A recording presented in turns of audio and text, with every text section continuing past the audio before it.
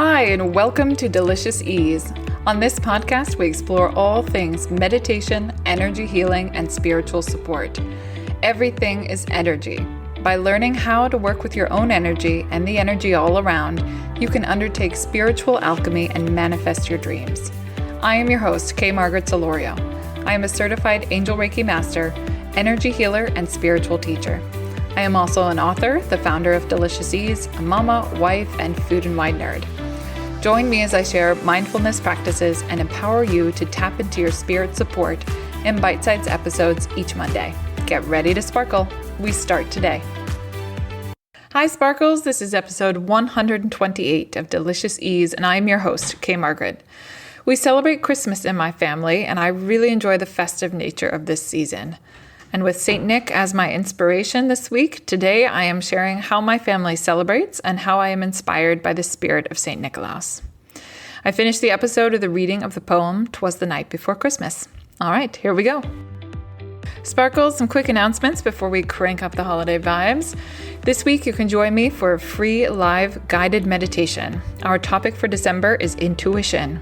So we will be focusing on awakening your intuition during the 30-minute Zoom session. You can go to deliciousEase, that's EASE.com/services to register and to get access to the link to join. I am still working on my book. I'm getting everything ready for publishing, and you'll be one of the first to know when it's available for pre-order. For now, you can go to my website, deliciousEase.com, and download your free 20-minute guided meditation, which helps you set an energetic anchor in your future self-reality. Manifestations, here you come. All right, let's get back to the episode. So, my question for you is, how do you celebrate in the winter? How do you bring light into winter darkness? There's the solstice, there are lots of religious holidays and cultural holidays and traditions, and I think it's all exciting. And I also think it's exciting that when you become an adult, you get to choose what to continue and what to invent and what's uniquely yours just for your family to enjoy. I mentioned that we celebrate Christmas in my family, and we have a beautiful blend of cultures. I am German, Irish, American, and my husband is Mexican. So in the holidays, we start first with Advent, a nod to that German tradition. We have a wreath with candles that we light. The first candle is lit the first week of Advent, so that starts the fourth Sunday before Christmas. And then each Sunday you add a candle so that by Christmas you have all four lit. And we light those every evening when we eat dinner together. And that's really special for me. We also have Advent calendars. That's also a countdown to Christmas. It starts on the 1st of December and goes to the 24th of December.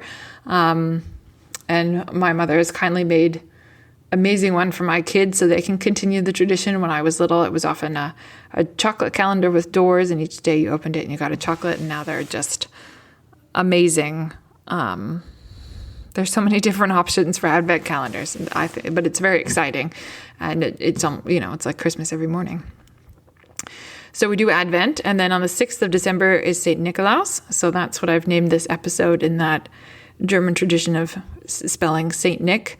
In the German custom, St. Nicholas brings presents on the 6th. So that matches to the religious holiday of St. Nicholas, whom Santa Claus and everything else was created from that tradition of gift giving. And so you put your shoes out the night of the 5th, and then that morning when you wake up, if all is well, they're filled with treats. And that's really fun. And then we do Christmas Eve together as a family. We do the American tradition of opening gifts then on Christmas morning after Santa Claus comes on Christmas Eve. And we enjoy Christmas Day and have a big feast with family and enjoying the time together. And then in Mexican tradition, the gifts actually are brought by the three kings on the January 6th. So that's another one where you get to put your shoes out and see what's filled. So on Christmas Eve, there are stockings, and the other days there were shoes. Definitely a theme running through there. So with all of these wonderful celebrations and with kids in our household, there are, of course, lots of questions of how does it work, right? All that spirit, Christmas spirit and magic. How does it all work? Our inquiring minds always want to know. And then I focus on the truth that is in spirit, right? The intention, the love that is reflected through kindness and gift giving and looking for the good in ourselves and other people, and that special feeling that you get when you share your gifts and you give to others, and the happiness you feel from seeing others happy, and all those good vibes, right? That emanate from spirit, from our higher selves. So I think we can also use that. I know it's cliche a bit to say it because we all talk about the season, but there's usually pressure and shame involved. So with no pressure and shame, kind of where are you creating your traditions and your season with? What spirit, with what intention are you creating with? Because you are the creator of your life and your time and the quality of time you spend. So using that not as a thing to be ashamed, feel shame and try to fit into everybody else's boxes, but to really get to step back and say, wait, I am the creator of my life, and that's an awesome power in a good way to yield. How can I yield that to choose how I celebrate and how you choose to spend that time and to create? I think it's been coming up. Christmas season is also my birthday season. So that's been coming up a lot for me about how do I want to celebrate my birthday, because there are a lot of things that, traditionally mean birthday, but really it's very individual, isn't it? What does it mean? What would be good for you? I remember when my husband and I got married and got overwhelmed with all the wedding planning. At one point we just sat down and we looked at each other and said, okay, here we go. What are your top 3? What does it mean? What is the wedding celebration? What are the top 3 things you need to see or feel or enjoy at the wedding celebration to call it good? And we both had different lists, but we just made sure those that were satisfied, and the rest we kind of let it happen or let it be. And I feel like you can take that attitude to Christmas too. What's most important to you that really means the season and lights up your days or lights up your life in that way, or that you enjoy and brings warmth in the cold. And then let the rest be, focus on that and let the rest be. Yeah.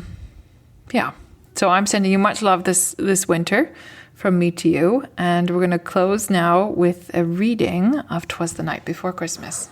All right. This is a wonderfully old poem that gets referenced all the time, but I don't think we listen to the whole thing.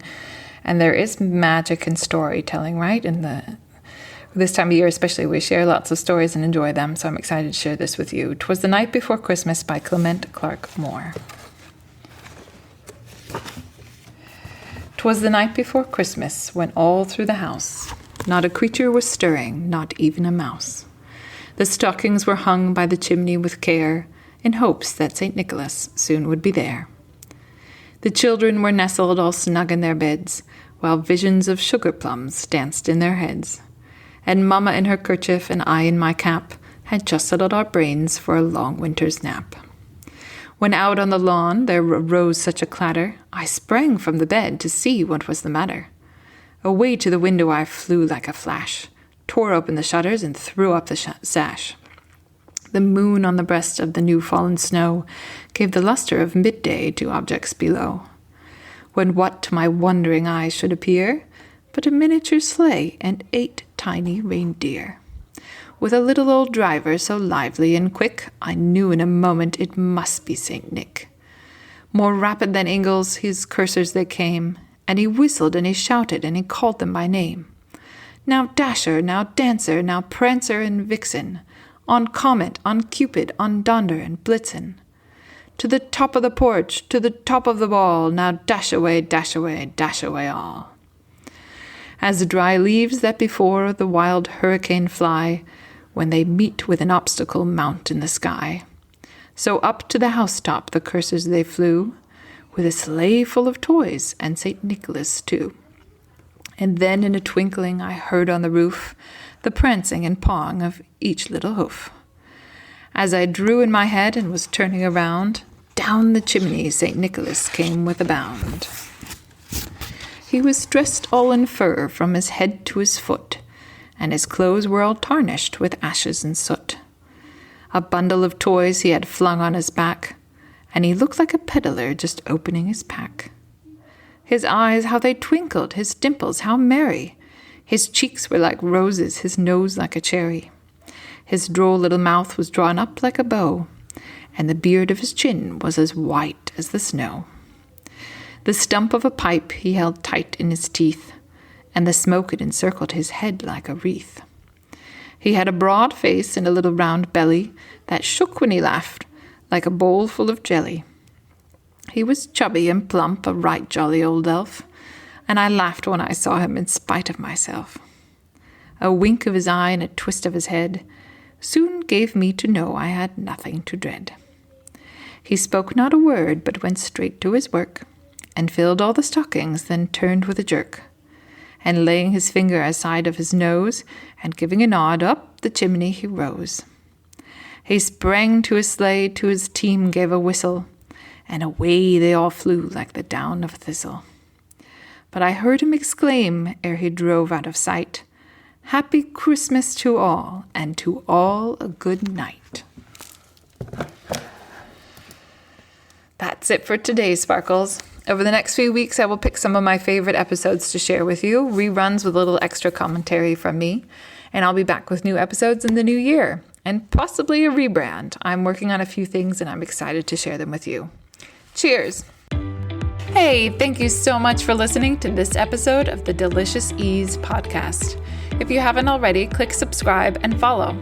And if you love this episode, please leave a review and share it on Instagram and tag me at Delicious Ease so I can say thank you. Every review helps another person find this podcast and learn to live with more ease. All of my free resources, contact information, show notes, and ways you can work with me can be found at my website, deliciousease.com.